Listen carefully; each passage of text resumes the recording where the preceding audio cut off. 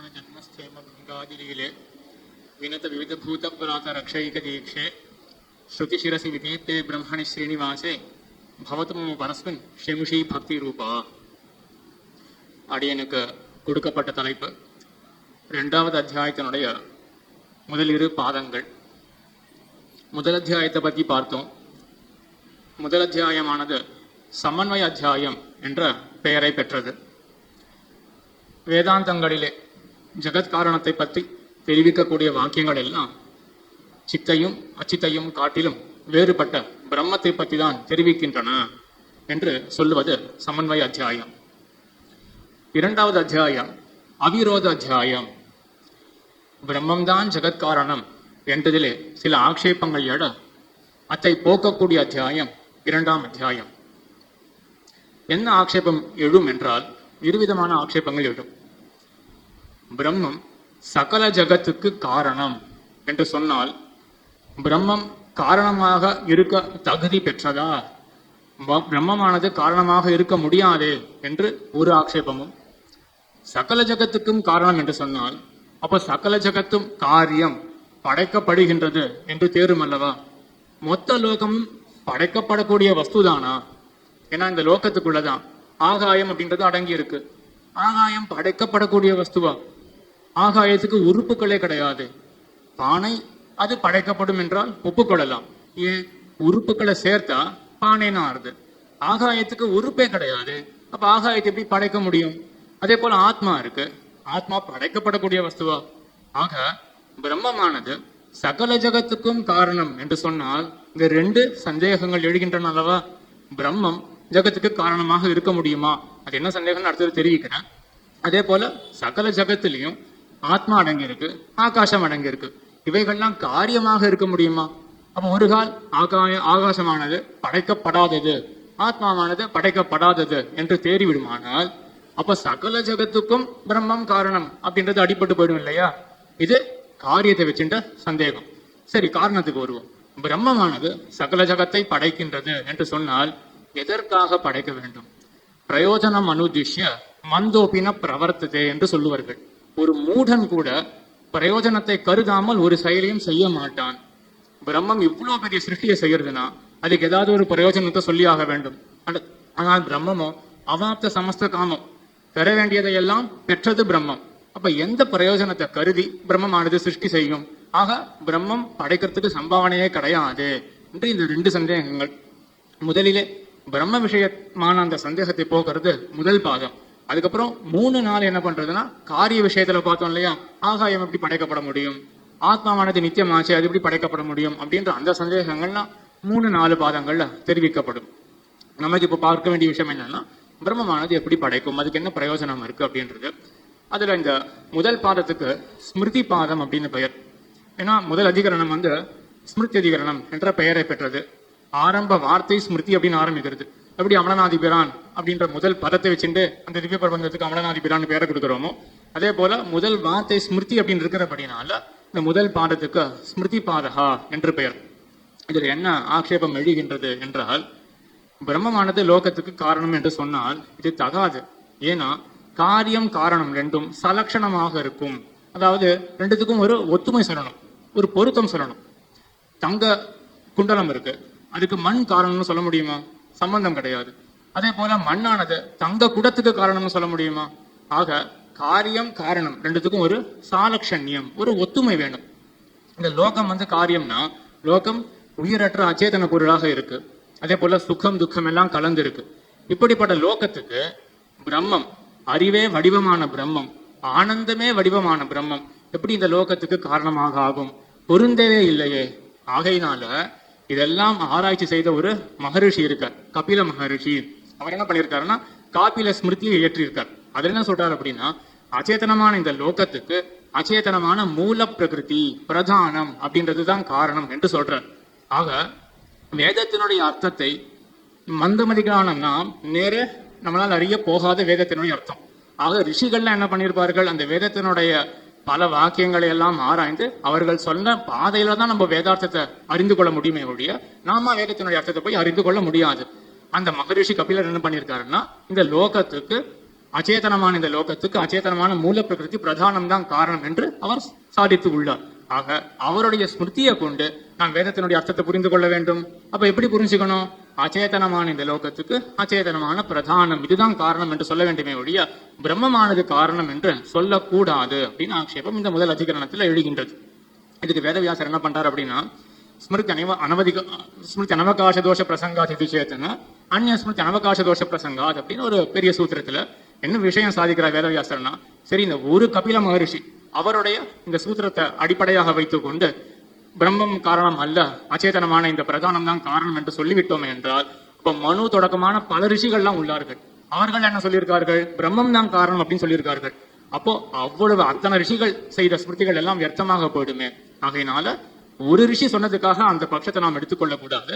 மற்ற ஏனைய ரிஷிகள், எத்தனையோ ரிஷிகள் இருக்கார்கள், அவருடைய பட்சத்தை நாம் ஆதரிக்க வேண்டும் என்று இந்த முதல் அதிகரணத்தில் சொல்லிவிட்டு, அதற்கு மேல் நேர ஒவ்வொரு அதிகரணத்தையும் சொல்லல, முக்கியமான அதிகரணங்களை மட்டும் பார்த்து கொண்டு போகலாம். அதற்கு மேல் ஆனா அந்த கேள்வி நிக்கிறது இல்லையா, காரியம் இருக்கு காரணம் இருக்கு, ரெண்டுத்துக்கும் ஒரு சாலக்ஷண்யம் ஒரு ஒத்துமை சொல்லணுமே. அது பிரம்மத்தை நம்ம காரணம் என்று கொண்டோமே என்றால் உலகமானது அச்சேதனமா, அந்த அச்சேதனமான இந்த உலகத்துக்கு எப்படி பரமச்சேதனமான பிரம்மம் காரணமாக இருக்கும் என்ற கேள்வி வர விலக்ஷணத்வாதிகரணம் என்ற ஒரு அதிகரணத்திலே இந்த கேள்விக்கு பதில் உரைக்கிறார் வேதவியாசன். அவர் என்ன சொல்றாருன்னா, திருஷ்யதேது அப்படின்னு ஒரு சின்ன சூத்திரம். அது என்ன காண்பிக்கிறாருன்னா, லோகத்திலேயே நாம் பார்க்க முடியும் காரணம் வேறு விதமாக இருக்கு, காரியம் வேறு விதமாக இருக்கு. என்ன உதாரணத்தை காட்டுறாருன்னா, கோமயா திருஷ்டிகா ஜாயதே அப்படின்னு காட்டுறார். கோமயம்னா சாணி, சாணியிலிருந்து தேள் உருவாருது அப்படின்னு காட்டுறாரு. அது இந்த காலத்துல கூட சாணியை கொஞ்சம் சில நாள் விட்டோம்னா அதுல இருந்து சில கிருமிகள்லாம் உருவாரத பாக்குறோம், தேளே உருவாருது அப்படின்னு வேதவியாசர் காட்டுறார். அதாவது வேதவியாசர் இல்ல, எம்பெருமான் தன்னுடைய வியாக்கியானத்துல காட்டி அருள்கிறார். ஆக இங்க காரணம் என்னது? அந்த சாணி கோமயம், அதுதான் காரணம். எது காரியம்? தேள். இந்த தேளுக்கும் அந்த கோமயத்துக்கும் ஏதாவது தொடர்பு இருக்கா? ஏதாவது ஒத்துமை இருக்கா? எந்த சாலட்சணியமும் இல்லை இல்லையா? ஆகையினால காரியம் காரணம் ரெண்டும் சலட்சணமாக தான் இருக்கணும் அப்படின்ற நிர்பந்தம் கிடையாது. ஆகையினால பிரம்மமும் இந்த லோகத்துக்கு காரணமாக ஆகலாம் என்று சொல்ல, மேலும் இதே அதிகரணத்துல ஒரு முக்கியமான விஷயம் இருக்கு. நம்ம சொல்றோம் அந்த பூர்வபக்ஷி, சரி இப்ப பிரம்மம் தான் இந்த லோகத்துக்கு காரணம் என்றால் லோகத்தில் இருக்கக்கூடிய தோஷங்கள் எல்லாம் பிரம்மத்துல சேர்ந்துடுமே. மண்ணை கொண்டு குடத்தை பண்றோம், மண்ணை கொண்டு குடத்தை பண்ணின பிறகு அந்த குடத்துக்கு ரத்தம் வரணும், ரெட் பெயிண்ட் அடிக்கிறோம் அப்படின்னு வச்சுக்கோமே. இந்த ரத்தம் வரணும், மண்ணுக்கு சேராதானே? கண்டிப்பா மண்ணில் தானே சேரும். அதே போல பிரம்மத்தால இந்த லோகம் ஆக்கப்பட்டிருக்கு. லோகத்தில் இருக்கக்கூடிய தோஷங்கள்லாம் பிரம்மத்தை போய் தட்டாதானே? கண்டிப்பா தட்டுமே. அப்ப பிரம்மத்துக்கு நிர்தோஷ சுபாவம் பிரம்மம் அப்படின்னு சொல்லக்கூடிய வேதமானது பொய்த்து போகாதா என்ற கேள்வி வர, அது திருஷ்டாந்த பாவாத் அப்படின்ற சூத்திரத்தால வேதவியாசர் அதுக்கு பதில் உரைக்கிறார். என்ன சொல்றாருன்னா, இந்த கேள்வி எழாது. ஏன்னா லோகத்திலே ஒரு திருஷ்டாந்தம் இருக்கு. என்ன திருஷ்டாந்தம் என்றால், இந்த உடம்பினுடைய அழுக்கு இருக்கு இல்லையா, அது ஆத்மாவை தட்டாது. உடம்பினுடைய விகாசம் இல்லாட்டி சங்கோச்சமோ சுருக்கமோ இல்லாட்டி அதனுடைய பருத்தலோ இதெல்லாம் ஆத்மாவுக்கு தட்டாது இல்லையா? அதே போல இந்த லோகத்துக்கெல்லாம் ஆத்மாவாக பிரம்மம் இருக்கு. அப்போ லோகத்துல இருக்கக்கூடிய அச்சேதனத்தினுடைய விகாரங்கள், அதனுடைய மாறுதல்கள், அது ஆத்மாவான பிரம்மத்துக்கு தட்டாது. அதே போல இந்த லோகத்தில் இருக்கக்கூடிய சேத்தனர்கள், அவர்களுக்கு ஏற்படக்கூடிய சுகமோ துக்கமோ அதுவும் பிரம்மத்தை தட்டாது என்று இதுதான் திருஷ்டாந்தமாக அது திருஷ்டாந்த பாவாத் என்ற சூத்திரத்தை உரைத்தார் வேதவியாசர். இதை அப்படியே ஆழ்வார் தமிழ் படுத்தியிருக்கார். ஆவிசேர் உயிரின் உள்ளால் ஆதுமோர் பற்றில்லாத பாவனை அதனை கூடில் அவனையும் கூடலாமே அப்படின்னு 3-4 கூடனால் ஒருவன் என்கும் அப்படின்ற பதிகத்துல வரக்கூடிய பாட்டு இது. இதுக்கு 2 விதமா நம்மளே அர்த்தம் மறுபடி செய்கிறார். ஒரு அர்த்தம் என்ன அப்படின்னா, ஆவிசேர் உயிரின் உள்ளால் ஆதுமோர் பற்றில்லாத பாவனை, அதாவது சிறந்த வைராகியம் ஆத்மாவுக்கு வந்தது என்றால் அந்த ஆத்மா பரமாத்மாவை அடையும் என்று ஒரு அர்த்தம். எம்பெருமானால் சாதிக்கக்கூடிய அர்த்தம் என்னவென்றால், இந்த புகழனால் ஒருவன் என்கும் அப்படின்றதுல எல்லாமே பகவானுக்கு விபூதி அப்படின்னு சொல்லப்பட்டு வந்துட்டு இருக்கு. ஆக எல்லா இடத்துலயும் எம்பெருமான் பறந்து நிற்கிறான் அப்படின்ற அர்த்தமானது சொல்லப்படுறதுனால எல்லா இடத்துலயும் எம்பெருமான் இருக்கான் அப்படின்னா கூட சேர்த்து என்ன சந்தேகம் வரும்னா, அந்தந்த பொருள்களினுடைய தோஷங்கள் எம்பெருமான தட்டுமா அப்படின்ற சந்தேகம் அவசியம் வரும். அதை கழிக்கிறதுக்காக ஆழ்வாரிங்க என்ன சாதிக்கிறான்னா, ஆவிசேர் உயிரின் உள்ளால் ஆதுமோர் பட்டில்லாத பாவனை அதனை கூடில். அந்த ஜீவாத்மா எவ்வளவோ சரீரங்கள் கூட இருக்கு, ஆனா சரீரங்களுடைய விகாரம் அதனை கூடாது, அந்த ஜீவாத்மாவை சேராது இல்லையா? அதனை கூடும், அதாவது அதனை கூடாது. ஆவிசேர் உயிரின் உள்ளால் ஆதுமோர் பற்றில்லாத பாவனை, பற்றில்லாத பாவனை அந்த ஜீவாத்மாவை கூடுமே என்றால் அவனையும் கூடலாமே, அந்த பரமாத்மாவையும் இந்த தன்மை கூடுமே. என்ன தன்மை? அந்தந்த பொருள்களுக்குள்ள இருந்தா கூட அந்த தோஷங்கள் எம்பெருமான தட்டாது. இதுதான் வேதவியாசர் மற்ற திருஷ்டாந்த பாவாத் அப்படின்ற இடத்துல சாதிக்கக்கூடிய உதாரணம். அது அப்படியே ஆழ்வார் தமிழ் படுத்தினார். ஆக இது விலட்சணத்துவாதிகரணம் என்று அதிகரணம். இதற்கு மேல முக்கியமான ஒரு அதிகரணம் கிருஷ்ண பிரசக்தி அதிகரணம் என்று ஒரு அதிகரணம். இந்த சம்பிரதாயத்தினுடைய இந்த காரிய காரண பாவம் அநேகமா எல்லாருக்கும் தெரிஞ்சிருக்கும் என்று நம்புகிறேன். சூக்ஷ்மமான சித்தையும் அச்சித்தையும் சரீரமாக கொண்ட பிரம்மம் காரணம், ஸ்தூலமான சித்தையும் அச்சித்தையும் சரீரமாக கொண்ட பிரம்மம் காரியம் அப்படின்றது நம்மளுடைய சம்பிரதாயம். அதாவது சதேவ சௌமிய இதம் அக்ரம் ஆசீத் ஏகமேவா அத்விதீயம் அப்படின்னு சாந்தோக்கியம் சொல்றது. ஏகமேவா நாம ரூப விபாகம் இல்லாமல் இந்த வடிவம் கொண்டது அப்படின்னு. இப்போ இந்த மைக்குக்கு தனி வடிவம், அந்த கேமராவுக்கு தனி வடிவம், இந்த பொருள்கள் எல்லாமே அதாவது சம்ஹார காலத்துல இந்த பொருள்கள் எல்லாமே இருக்கும். ஆனா எந்த ஒரு தனிப்பட்ட வடிவம் இன்னதுன்னு பிரிச்சுலாம் நம்மளால பார்க்க முடியாது. ஏன்னா வடிவம்ன்றது வந்து அந்த அந்த தசையில, இந்த பிரளய தசையில வடிவமே இருக்காது.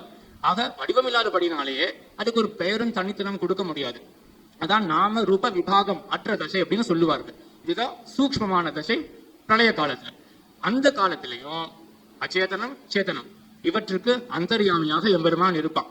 இப்ப சிருஷ்டி காலம், இப்ப ஸ்தூலமாக ஆயிரத்து சித்தும் அச்சித்தும். அச்சித்தானது எப்படி ஸ்தூலமா இருந்த வடிவமே மாறி இருக்கு இல்லையா? இந்த வடிவம் வேற, அந்த வடிவம் வேறன்னு பிரிச்சு தெரிஞ்சுக்கலாம், பேரும் தனித்தனியா கொடுக்கலாம். நமக்கும் கூட ஞானத்துல ஏற்ற தாழ்வு அப்படின்ற அந்த வேறுபாடுகள் இருக்கு இல்லையா? இதுதான் ஸ்தூலமான சித்து, ஸ்தூலமான அச்சித்து அப்படின்னு விரிஞ்சாச்சு. இப்பொழுதும் கூட அந்த பகவான் ஆனவன் நமக்கு அந்தர்யாமியாக இருக்கான் அப்படின்றது எல்லாருமே அறிந்ததுதான். இந்த கிருஷ்ண பிரசக்தி அதிகரணம் அப்படின்ற இடத்துல என்ன சந்தேகம் வருதுன்னா, ஆதி காலத்துல எந்த வடிவமே இல்லாத 10 பொருள்கள் இருக்கு அப்படின்னு சொல்ல முடியாது இல்லையா? ஆதி காலத்துல எதுவுமே அந்த மாதிரி பொருள்கள்லாம் தனித்து பிரித்து கிடையாது. இப்ப ஒரு பொருள் உண்டாருது அப்படின்னு வச்சுக்கோமே, அந்த பொருள்குள்ளே எம்பெருமான் இருக்கான் அப்படின்னு வச்சுக்கணும். சரி, இப்ப அந்த பொருள்குள்ள எம்பெருமான் இருக்கான். இன்னொரு பொருள் உண்டாருது, இப்ப அந்த பொருள் எம்பெருமான் இருக்கானா இல்லையா? இப்ப முதல் பொருள் எம்பெருமான் இருக்கான் அப்படின்னா அப்ப அடுத்த பொருள் எப்படி எம்பெருமான் இருக்க முடியும்? ஒருத்தர் 2 அறையில இருக்கார் அப்படின்னு சொன்னா எப்படி சொல்ல முடியும்? ஒரு கால் இந்த அறையில வச்சிருக்கார், இன்னொரு கால் அந்த அறையில வச்சிருக்கார். அப்போ ஒரு பாகம் இந்த அறையில இருக்கு, மற்றொரு பாகம் அந்த அறையில இருக்கு அப்படின்னு சொல்லலாம். அதே போல எங்க எம்பெருமான் இடத்துல கொண்டு வர முடியுமா? மைக் உருவாயிருக்கு, கேமரா உருவாயிருக்கு, இதுக்குள்ள எம்பெருமான் இருக்கா? நிச்சயமா இருக்கும். சரி, இதுல ஒரு பாகம் எப்படி அவருடைய ஒரு கால் ஒரு அறையில இருக்கோ, அது போல ஒரு பாகம் இந்த மைக்ல இருக்கு, மற்றொரு பாகம் அந்த கேமரால இருக்கு அப்படின்னு சொன்னோமே என்றால், அப்ப பிரம்மத்துக்கு பாகங்கள், அவயவங்கள், உறுப்புகள் அப்படின்னு இருக்கா அப்படின்னு தேடிடும் இல்லையா? பிரம்மத்துக்கு ஏதோ கை கால் அந்த மாதிரி அவயவங்கள் உறுப்புகள்லாம் கிடையாது. பிரம்மன்றது வந்து நிரவயமான தத்துவம், அதுக்கு உறுப்பே கிடையாது. அதை கண்டிப்பா ஒப்புக்கொண்டாகணும். சரி, இப்ப மொத்த பிரம்மமும் ஒரே பொருள்ல இருக்கு அப்படின்னு ஆயிடுச்சுன்னா அப்ப அந்த பொருள்ல பிரம்மம் இல்லையே அப்படின்னு தேடிடும் இல்லையா? இப்ப என்ன பண்றது என்ற கேள்வி வர, பிரம்மம் முழுசா இந்த மைக்குக்குள்ளயும் இருக்கு, அதே பிரம்மம் முழுசா அந்த கேமராக்குள்ளயும் இருக்கு. இதான் சொரூப வியாப்தி அப்படின்னு சொல்லுவார்கள். அதாவது பூர்ணமாக சொரூபமானது, பிரம்மத்தினுடைய சொரூபமானது மொத்த பிரம்மமும் இங்க இருக்கு, அதே மொத்த பிரம்மம் அந்த கேமராக்குள்ளேயும் இருக்கு. இது புரிஞ்சுக்கவே முடியல. அது எப்படி ஒரே ஒருத்தர் ஒரு ரூம்ல இருப்பார், அவரே மற்ற ரூம்லயும் இருப்பார், அதே உடம்போட அவரே மற்ற ரூம்ல இருப்பார் அப்படின்றது ஏற்றுக்கொள்ள முடியாத விஷயம் இல்லையா?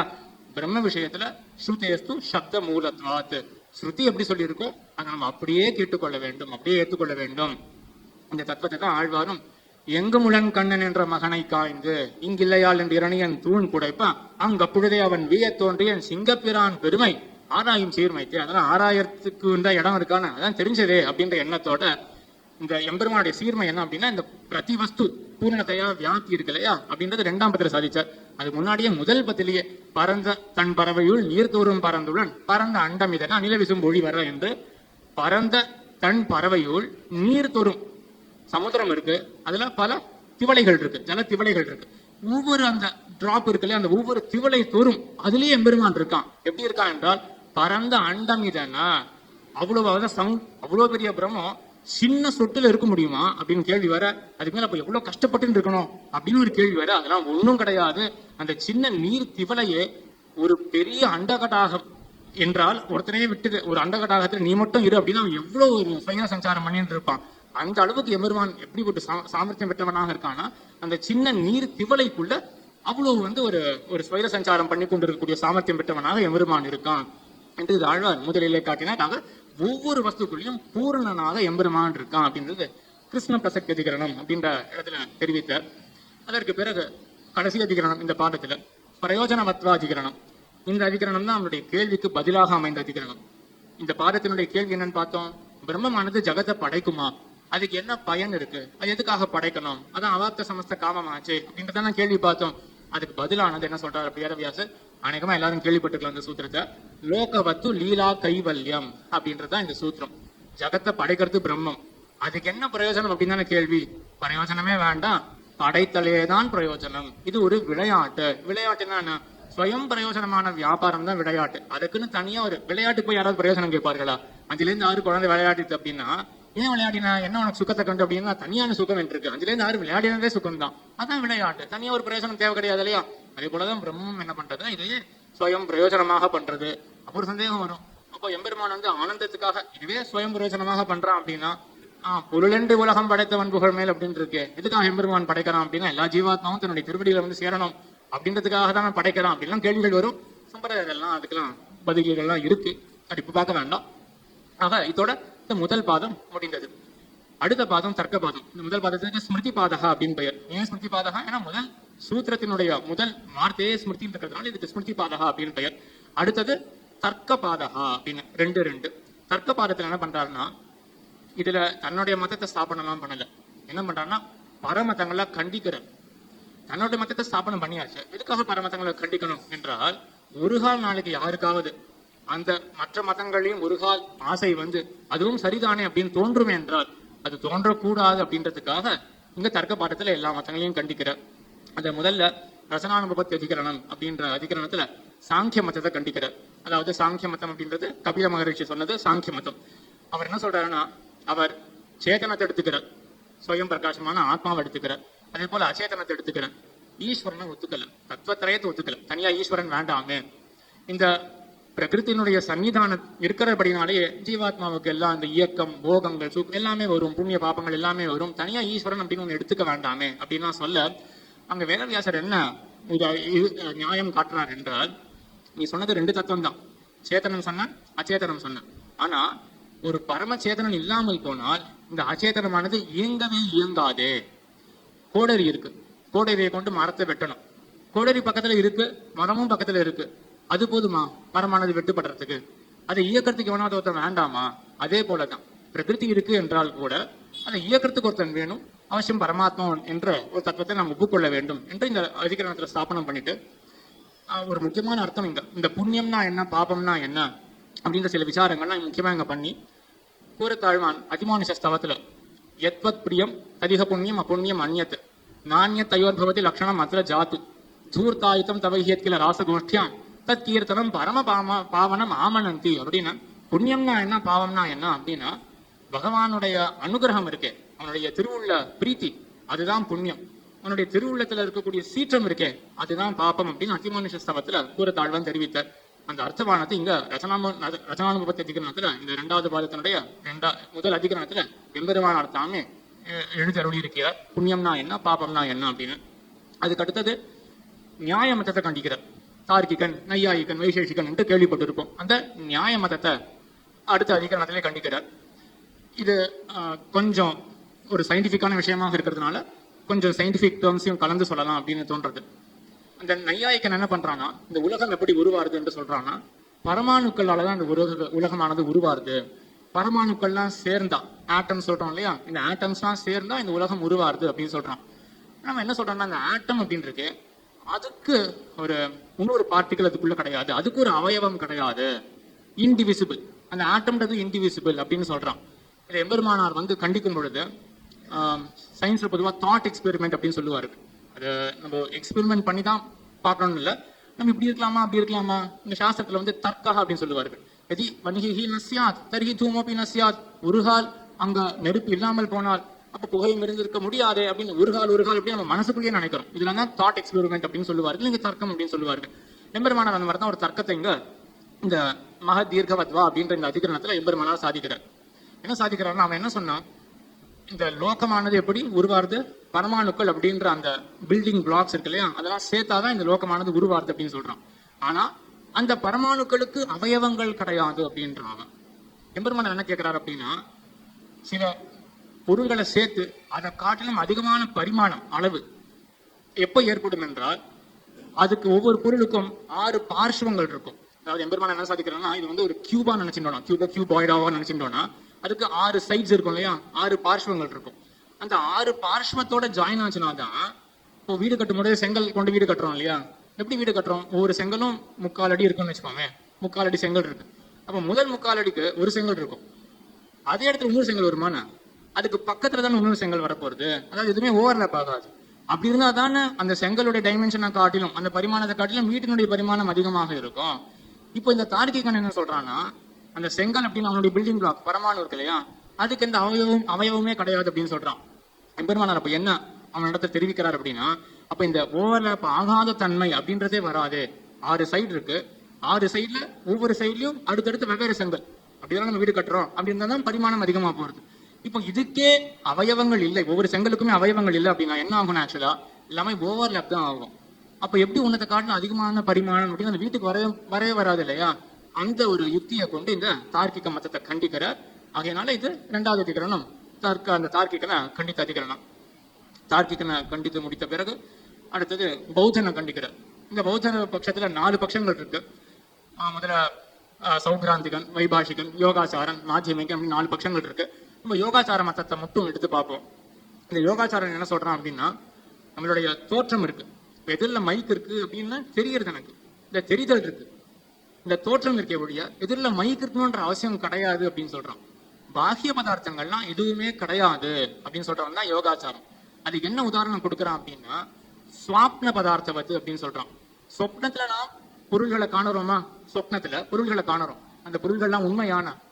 அதே போலதான் இப்போ நனவிலையும் நம்ம பொருள்கள் எல்லாம் காணுறோம் இல்லையா, தோற்றம் மட்டும் தான் இருக்கே ஒழிய பொருள்கள் உண்மைன்னு எடுத்துக்கொள்ள வேண்டாமே அப்படின்னு அந்த பௌத்தன் யோகாச்சாரன் சொல்றான்.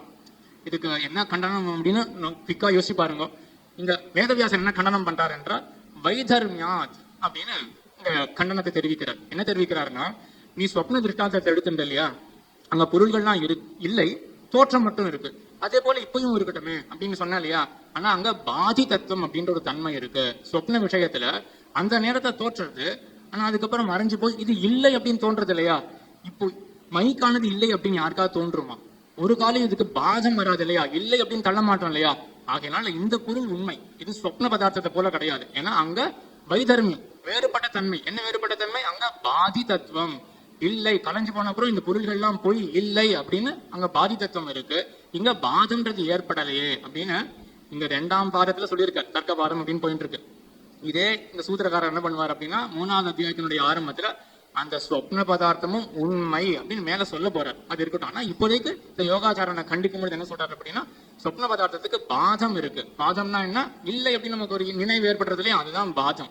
அது சொப்ன பதார்த்தத்துக்கு இருக்கு, மறைஞ்சு போயிருத்தே இல்லையே அப்படின்னு. இப்ப இருக்கக்கூடிய பொருளுக்கு அந்த மாதிரி பாதம் ஏற்படலை இல்லையா, அதனால இதெல்லாம் உண்மையாகவே இருக்கு அப்படின்னு இது இந்த யோகாச்சார மதத்தை கண்டனம் பண்ணது. அதுக்கப்புறம் சர்வதா அனுபவத்தேஷ அப்படின்னு இடத்துல மாத்தியமிகன் அப்படின்றவனையும் கேள்விப்பட்டிருக்கலாம். சர்வசூன்யவாதி அப்படின்னு சொல்லுவார்கள், எல்லாமே சூன்யம் தான் அப்படின்னு சொல்லக்கூடியவன் மாத்தியமிகன். உளனெனில் உளன் அவன் உருவமை உருவுகள், உளன் அலனெனில் அவன் அருவமே வருவுகள் அப்படின்னு முதல் பதிகத்துல ஆழ்வார் பாட்டு சாதிச்சாரு. அங்க கண்டிக்கப்படுறது இந்த மாத்தியமிகனுடைய பட்சம் தான், எல்லாமே சூன்யம் அப்படின்னு சொல்லக்கூடியவன். அதற்கப்புறம் ஜைன மதத்தை கண்டிக்கிறார். இந்த ஜைன மதம் என்னன்னா, நைகஸ்மின் அசம்பவாத். அவன் ஒவ்வொரு பொருளையும் சப்தபங்கி அப்படின்னு சொல்லுவான். ஒவ்வொரு பொருளையும் 7 விதமாக பார்ப்பான். அது பாஸ்கரன் அப்படின்னு ஒருத்தன் இருக்கான். சங்கர பாஸ்கர யாதவ பாட்ட பிரபாகர தங்கள் மதம் அப்படின்னு வாழ்த்து நம்ம சேவிக்கிறோம் இல்லையா, அங்க பாஸ்கரன் அப்படின்னு ஒருத்தன் வரான். அவன் பேதாபேதவாதம் அப்படின்னு ஒன்று சொல்லுவான். அந்த பேதாபேதவாதத்தினுடைய ஒரு நீட்டம், ஒரு எக்ஸ்டென்ஷன் தான் இந்த சப்தபங்கி அப்படின்ற இந்த ஜெயினவாதம். ஜெயினவாதம் கொஞ்சம் குழப்பம். நம்ம இந்த பேதாபேதவாதத்தை கொஞ்சம் சுருக்கமா பார்க்கலாம். அவன் என்ன சொல்றான்னா, ஒவ்வொரு பொருளையும் மற்றொரு பொருளை காட்டிலும் வேறுபட்டது அப்படின்னு சொல்லலாம், அதே பொருள் தான் அப்படின்னு சொல்லலாம். பேதம் அபேதம், பேதம்னா வேறுபட்டது, அபேதம்னா அதே. சிவப்பு குடம் இருக்கு, பச்சை குடம் இருக்கு, சிவப்பு குடம் பச்சை குடமே தான் அப்படின்னு சொல்லலாம். இல்லாட்டி நமக்கு தெரிஞ்சது சிவப்பு குடம் வேற பச்சை குடம் வேற, அது பேதம். சிவப்பு குடம் பச்சை குடமே தான் அப்படின்னு சொல்றது அபேதம். அப்போ ஒவ்வொரு பொருள் எடுத்துட்டாலும் அந்த பொருளை காட்டிலும் இது வேறுபட்டது, அதே பொருளே தான் அப்படின்னு 2 விதமாகவும் சொல்ல முடியும் அப்படின்றதுதான் அந்த பேதாபேதவாதம். அப்போ ஒரே இடத்துல பேதம் அபேதம் அப்படின்னு விருதமான 2 தன்மைகள் கூடி இருக்கு இல்லையா. இதை கொஞ்சம் அந்த ஜெயினன் என்ன பண்றான்னா, கொஞ்சம் இதை நீட்டி என்ன பண்றான், 7 தன்மைகள் சொல்றான். சியாத் அஸ்தி சியாத் நாஸ்தி அப்படின்னு ஒரு 7 தன்மைகள் அவன் சொல்றான். இது அவனுடைய மதத்தையும் எம்பெருமானார் கண்டித்த, அதாவது சூத்திரக்காரர் வேதவியாசர் கண்டிக்கிறார். ஒரே இடத்துல விருத்தமான பல தர்மங்கள்லாம் சேராது அப்படின்னு கண்டித்தார். அதுக்கப்புறம் பாசுபதாதிகரணம், அதுல சைவ மதத்தை கண்டிக்கிறார். சைவர்கள் என்ன சொல்றார்கள் அப்படின்னா, இந்த ஜகத்துக்கு நிமித்த காரணமாக ருத்ரன் என்று ஒரு தேவதை இருக்கு அப்படின்னு சொல்ல, அதை கண்டிக்கிறார். அவர்களுடைய அனுஷ்டானத்தை நிறைய கண்டிக்கிறார். இந்த மாதிரி அனுஷ்டானங்கள்லாம் அது வேதத்துக்கு விருதமான அனுஷ்டானங்கள் என்றெல்லாம் சொல்லி அந்த பாசுபத மதத்தை கண்டித்து, இந்த பாதத்தினுடைய கடைசியானது உற்பத்திய சம்பவாதிகரணம் என்ற அதிகரணம். இந்த அதிகரணம் பாஞ்சராத்திர ஆகமத்தை பற்றின அதிகரணம். இந்த அதிகரணத்தை சங்கரர் அவர் என்ன சொல்லியிருக்காருன்னா, இந்த அதிகரணமானது பாஞ்சராத்திர ஆகமத்தை பற்றி தான் அப்படின்னு சொல்லியிருக்காரு. ஆனால் என்ன பண்ணார்னா, அவர் இந்த தர்க்க பாதத்தில் பரமதங்கள் ஒவ்வொன்றையா கண்டிக்கிறாரா வேதவியாசர். ஆக அதே ரீதியில் பார்த்தோமே என்றால், சங்கத்தமாக பார்த்தோமே என்றால் என்ன ஆகுதுன்னா, இப்போ பாஞ்சராத்திர தர்மத்தையும் இந்த பாஞ்சராத்திர சாஸ்திரத்தையும் வேதவியாசர் கண்டிக்கிறார் அப்படிதானே தோணும். சங்கரர் அப்படியே தான் வியாக்கியானமும் பண்ணிட்டார். வேதவியாசர் என்ன பண்றாரு அப்படின்னா, தர்க்க மதத்தை தப்புன்னு சொன்ன மாதிரியே இந்த பாஞ்சராத்திர ஆகமம் அப்படின்றதும் தவறு. ஏன் தவறு அப்படின்னா, இதுல வேதத்துக்கு புறம்பான பல கொள்கைகள் சொல்லப்பட்டிருக்கு. என்ன கொள்கைகள் இந்த பாஞ்சராத்திர ஆகமத்துல? ஒரே ஒரு வாக்கியத்தை எடுத்து பார்த்தோம் என்றால், வாசுதேவாத் சங்கர்ஷனோ ஜீவோ ஜாயத்தே அப்படின்னு ஒரு வாக்கியத்தை எடுக்கிறார்கள். வாசுதேவனிடத்திலிருந்து சங்கர்ஷணன் ஆகிற ஜீவாத்மா பிறக்கிறான் அப்படின்னு இருக்கு பாஞ்சராத்திர ஆகமத்துல. இது வேதத்துக்கு விருதம் தானே. ஏன்னா வேதம் என்ன சொல்றது, ஜாயத்தே முடியத்தேவா கதாச்சித்து அப்படின்னு ஒரு காலம் இந்த ஜீவாத்மாவுக்கு பிறப்போ இறப்போ கிடையாது அப்படின்னு சொல்றது. அப்படி இருக்க இந்த பாஞ்சராத்திர ஆகமம் என்ன பண்றது, ஜீவாத்மா சங்கர்ஷணன் ஆகிற ஜீவாத்மா பிறக்கிறான் அப்படின்னு சொன்னா அது வேதத்துக்கு புறம்பானது தானே. ஆகையினால இந்த பாஞ்சராத்திர ஆகமம் தவறான மதமே என்று சங்கரர் வியாக்கியானம் பண்ணினார். எம்பெருமானார் என்ன பண்ணார் அப்படின்னா, அப்படி கிடையாது, இந்த சூத்திரத்துக்கு அப்படி அபிப்பிராயம் கிடையாது. இந்த தர்க்கபாதம் அப்படின்ற பாதத்துல பல மதங்கள்ல வேதவியாசர் கண்டனம் பண்ணி கொண்டு வந்த பொழுதிலும் கூட இந்த பாஞ்சராத்திர ஆகமத்தை அதோட சேர்த்து பார்க்க கூடாது. இது ஒரு அபவாதம். அபவாதம் அப்படின்னா பண்ணிட்டே வருவார்கள். அதுக்கு இது ஒரு விலக்கு அப்படின்ற தெரிவிக்கிறது தான் அபவாதம். இதையும் அப்படியே நினைச்சிடாதீங்க, இது கொள்ளத்தக்க சாஸ்திரம் அப்படின்னு பாஞ்சராத்திர ஆகமத்தினுடைய பிராமானியத்தை இந்த அதிகரணத்துல ஸ்தாபனம் பண்றார். சரி, அப்ப இந்த வாக்கியத்துக்கு என்ன அர்த்தம்? இது ஜீவாத்மா பிறக்கிறது அப்படின்னு சொல்லியிருக்க இந்த வாக்கியம் என்றால், வாசுதேவாத் சங்கர்ஷனோ நாம ஜீவோ ஜாயத்தே அப்படின்னு இருக்கு. இதுக்கு என்ன தாத்பரியம்னா, ஜாயத்தே அப்படின்னா பிறவி அப்படின்னு கிடையாது, அவதாரம் அப்படின்னு அர்த்தம் இங்க. ஏன்னா வேதமே சொல்றது இல்லையா, அஜாயமானஹா பகுஜா விஜாயத்தே அப்படின்னு பலபடியாக எம்பெருமான் பிறக்கிறான்னு. அதேதான் இங்க பரவாசுதேவனுடைய அவதாரம் சங்கர்ஷணன் அப்படின்ற அவதாரம். சரி, அவனையே ஜீவாத்மான்னு சொல்லணும். சங்கர்ஷனாக ஜீவோ அப்படி ஜீவகா ஜாயத்தை அப்படின்னு ஏன் அவனை ஜீவாத்மான்னு சொல்லணும் என்றால், இந்த சங்கர்ஷணன் எம்பெருமான் இருக்கான் இல்லையா, அவன் ஜீவாத்மாவனுடைய அபிமானி தேவதை. ஒவ்வொரு பூதங்கள் இருக்கும். இப்போ பிருத்திவி எடுத்துப்போமே, இந்த பூமிக்கு அபிமானி தேவதையாக ஒன்று இருக்கும். இந்த அபிமானி தேவதை என்ன அர்த்தம்னா, ஒவ்வொரு பொருளும் இயங்கணும் இல்லையா, அதை இயக்கக்கூடிய, இப்போ நம்ம ரச்சனானுபவத்தை அதிகரணத்துல பார்த்தோமே, இயக்கக்கூடிய ஒரு சேத்தனன் வேண்டி இருக்கு அப்படின்னு பார்த்தோம் இல்லையா. அறிவுள்ளவன் தான் ஒரு அச்சேதன பொருளை இயக்க முடியும். அதே போல பிருத்திவி ஆகிற அச்சேதன பொருள் இருக்கு, அது இயக்கத்துக்கு எவனாவது ஒருத்தன் வேணும் இல்லையா, அவன் தான் அபிமானி தேவதை. அப்போ பிருத்திவிக்கு ஒரு அபிமானி தேவதை இருக்கு, அக்னிக்கு ஒரு அபிமானி தேவதை, வாயுக்கு ஒரு அபிமானி தேவதை இருக்கா போல ஜீவாத்மாவுக்கும் ஒரு அபிமானி தேவதை. ஜீவாத்மா தனியாவே இயங்கலாமே அப்படின்ற கேள்வியெல்லாம் வேண்டாம். அதுவும் பராத்து தச்ருதேகே அப்படின்ற இடத்துல தான் அந்த இயக்கமும் பரமாத்மாவால தான் அப்படின்னு மேல தாமே தெரிவிக்க போற. அதனால இந்த ஜீவாத்மாவை இயக்கக்கூடிய தேவதை யாருன்னா சங்கர்ஷணன் ஆகிற தேவதை. பிறப்தான் அப்படின்னு அர்த்தம் கிடையாது. எம்பெருமான் வாசுதேவனுடைய ஒரு அவதாரம் சங்கர்ஷணன் அப்படின்னு. அந்த அவதாரம் என்ன பண்றதுன்னா ஜீவாத்மாவை அபிமானித்திருக்கு என்று இந்த உற்பத்தி அசம்பவாதிகரணத்துல சொல்லி முடிச்சார்.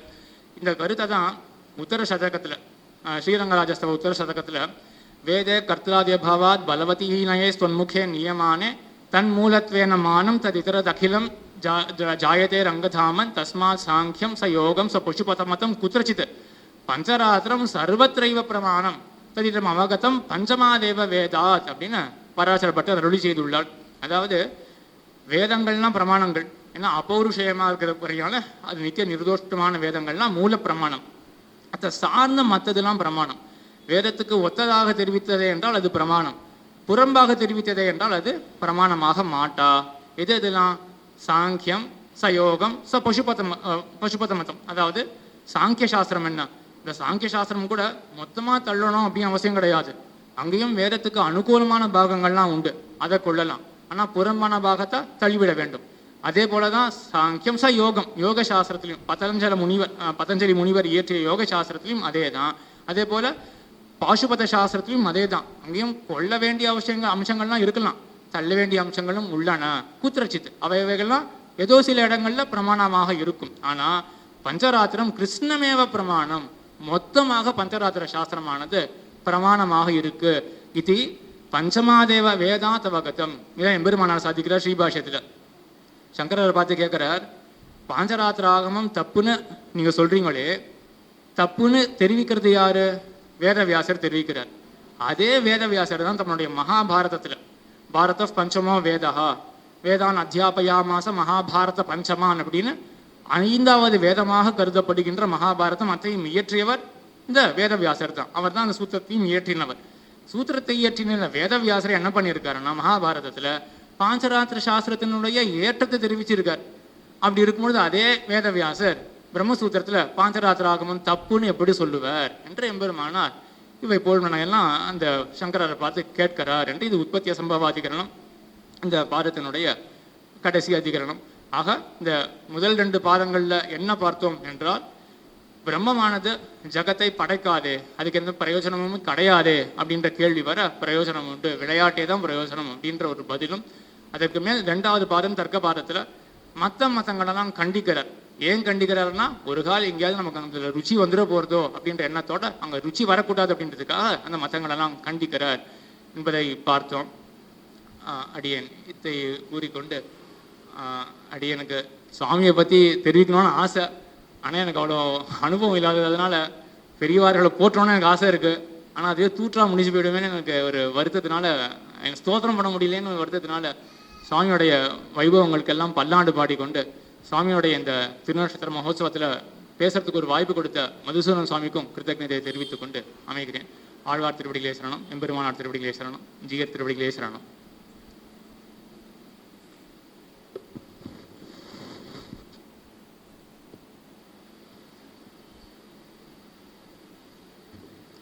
இரண்டாவது அத்தியாயத்தினுடைய முதல் 2 பாதங்களை பற்றி சாதித்த சுவாமிக்கு அடியவங்களுடைய கிருதஜதையை தெரிவித்துக் கொள்கிறோம். அடுத்தது 2வது அத்தியாயத்தினுடைய 3-4 பாதங்கள் இதை சாதிக்குமாறு ஸ்ரீ பரவஸ்து வரதராஜன் சுவாமி அவர்களை பிரார்த்தித்துக் கொள்கிறேன்.